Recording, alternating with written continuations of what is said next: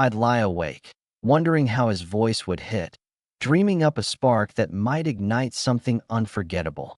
Wesley Snipes, the trailblazer who shattered Hollywood's mold as its first black superhero, carved a path for Marvel's empire, transforming Blade into a cinematic milestone. Once a titan whose name electrified Tinseltown, Snipes stood atop a fortune worth tens of millions, only to plummet into a nightmare of federal prison and crushing debt. His reputation crumbled, his wealth evaporated, and Hollywood turned its back, writing him off as a faded star. Yet, when all seemed lost, Snipes roared back with a comeback so explosive it had the world chanting, "Blade is back." This isn't just a celebrity saga. It's a journey from dazzling heights to crushing depths, from disgrace to redemption, a story so gripping you can't look away. No icon emerges from nothing, and Wesley Snipes was no exception. Before he wielded a silver sword as Blade, he carried the shattered dreams of a Bronx kid forged in adversity. Born Wesley Trent Snipes on July 31, 1962, in Orlando, Florida, his early years were fleeting, uprooted when his family moved to the South Bronx, New York, a place where poverty, violence, and despair wove a relentless tapestry. The Bronx of the 1960s wasn't the glossy skyline of today.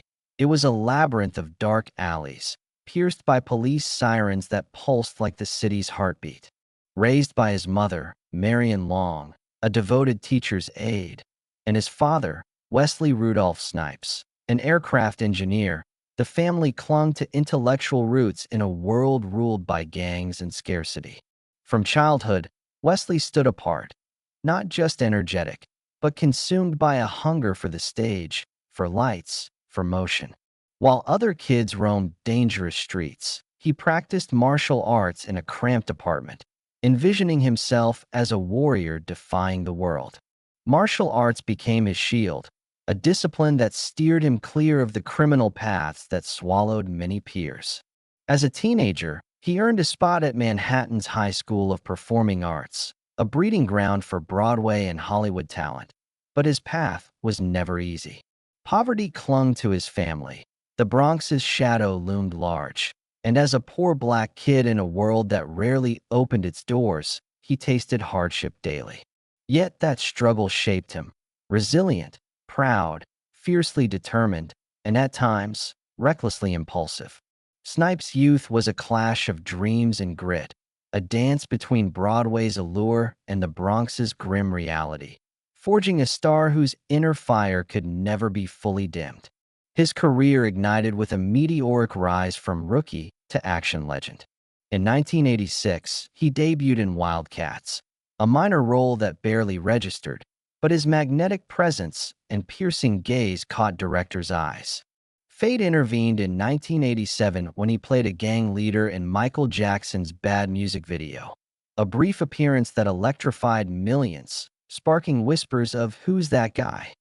The answer came in 1991 with New Jack City, where Snipes' chilling portrayal of drug lord Nino Brown turned an $8 million film into a $47 million sensation, vaulting him to A-list status. Critics hailed him as a bold new force, a black actor challenging the likes of Stallone, Schwarzenegger, and Van Damme. In 1992, Passenger 57 solidified his action hero crown, raking in $45 million domestically and boosting his paychecks from thousands to millions, $5 to $7 million per film by the mid-1990s. He became one of Hollywood's priciest stars, delivering hits like Demolition Man, 1993, which grossed $159 million worldwide opposite Stallone, Money Train, 1995, with Woody Harrelson and Jennifer Lopez, and U.S. Marshals, 1998, a fugitive spin-off earning over $102 million. But his defining triumph was Blade, 1998, a vampire hunter epic that no one saw coming. With Marvel struggling and no MCU in sight, Snipes' leather-clad, sword-wielding Blade turned a $45 million gamble into a $131 million global hit. earning him $5 million plus profits and making him one of Hollywood's highest-paid black actors. The Blade trilogy, Blade 2, 2002, $155 million, and Blade, Trinity, 2004, $131 million, amassed nearly $420 million, paving the way for Iron Man, Captain America, and the MCU's dominance. Beyond action, Snipes proved his depth, winning the Volpe Cup for Best Actor at the 1997 Venice Film Festival for One Night Stand, alongside NAACP Image Awards and MTV Movie Awards, cementing his legacy as both artist and box office titan. Yet, at his zenith, shadows crept in. Fame fueled a darker side, a fiery temper and a reputation for being unyielding. At the height of Blade's success, Snipes wielded real power, earning $7 to $10 million per film, but whispers of his difficult nature spread. Producers grumbled about his stubbornness, co-stars hinted at his volatility, and the set of Blade, Trinity, became a battleground. Actor Patton Oswalt claimed Snipes communicated with director David Goyer via post-it notes, avoiding direct talk, and alleged a heated confrontation that Snipes denied, saying, "If I tried to strangle Goyer, I wouldn't be here."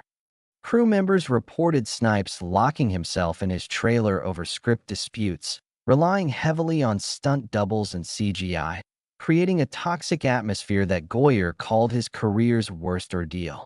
Ryan Reynolds' sly comment, "Some folks don't vibe with humor on set," fueled speculation of Snipes' icy demeanor. Snipes himself admitted, "Fame changes you. If it doesn't, you're in trouble." The fallout was swift. Post-2004, Blade, Trinity's $131 million haul couldn't save his image. Critics panned the film, and studios shunned him, wary of his reputation.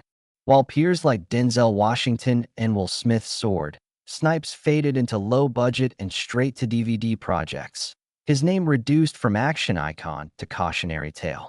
But a greater storm loomed, not on set, but in the courts. Wealth became a trap when Snipes fell for tax evasion schemes in the early 2000s, lured by tax protesters pushing the flawed Section 861 argument, claiming domestic income was tax-exempt. From 1999 to 2004, he stopped filing federal tax returns, amassing tens of millions in unpaid taxes. In 2006, the IRS struck, indicting Snipes and two associates on 6 counts of felony tax fraud, 1 count of conspiracy, and 3 counts of willful failure to file for 1999 to 2001. Headlines screamed, "Blade versus the IRS," as Hollywood reeled. In January 2008, in Ocala, Florida, Snipes faced a televised trial, his lawyers painting him as a victim of con men, while prosecutors presented damning evidence. Unfiled returns, Snipes' own letters citing Section 861, and proof he'd once filed taxes correctly. Acquitted of fraud and conspiracy, he was convicted on 3 counts of failure to file, each carrying a 1-year sentence. On April 24, 2008, the judge sentenced him to 3 years in federal prison, a bombshell that made the New York Times declare, "From red carpet to cell block." On December 9, 2010, Snipes entered McKean Federal Prison in Pennsylvania, trading fame for a gray uniform.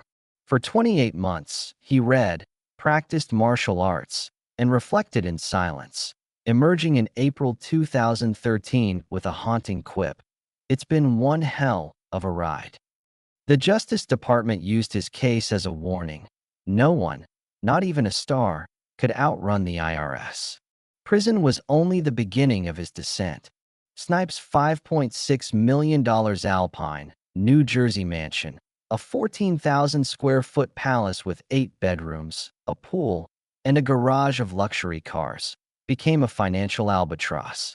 Unpaid property taxes and maintenance costs bled him dry, forcing a 2014 sale for $4.1 million, a loss after years of expenses. His prized 1993 Acura NSX, a symbol of his glory days, sold for $90,000 to $100,000. The IRS demanded $23.5 million in taxes and penalties, rejecting Snipes' desperate $842,061 settlement offer.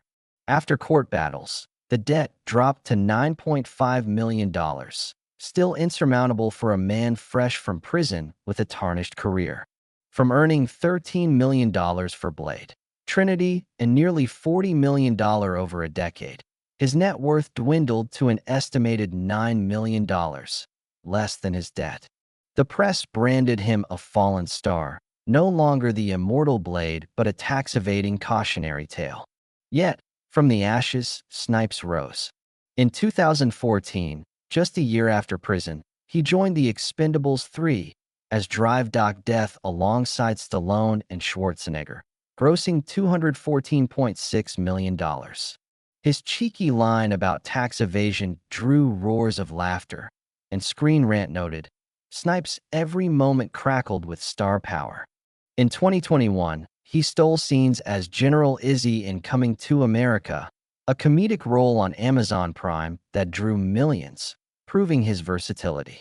The ultimate shock came in 2024 with a Deadpool and Wolverine cameo as Blade, sparking IMAX theater eruptions and a Comic-Con ovation Entertainment Weekly called historic.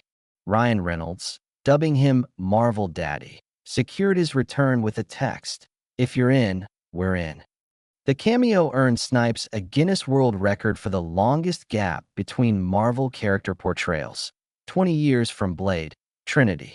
While Mahershala Ali's Blade reboot falters, fans clamor for Snipes' return, though he graciously supports Ali.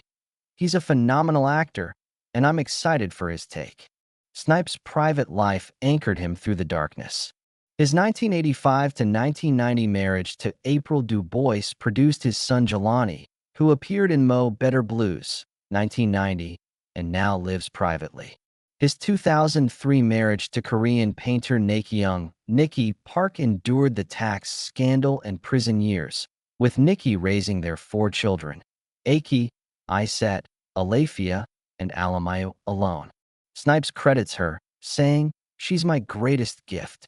Prison taught me the value of time."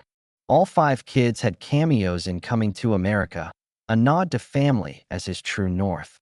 A 2003 incident with a fake South African passport in Johannesburg raised eyebrows, but faded, and his 1978 to 1988 embrace of Islam shaped his pride in Black heritage, though he later chose a spiritual path centered on family and art.